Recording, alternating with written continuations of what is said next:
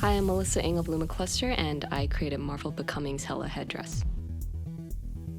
The original design was gorgeous already, and I really wanted to honor the beauty that was already there. I stuck with the overall shape of the Hela headdress, but what I added was a lot of lined details that mimic the patterns that you see on Hela's suit.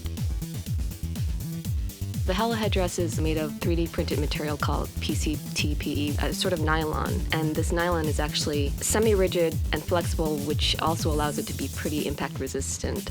I wanted to just do a simple airbrush malachite or almost emerald color and let people see that glowing green. I had a lot of fun creating Marvel Becoming's Hela headdress.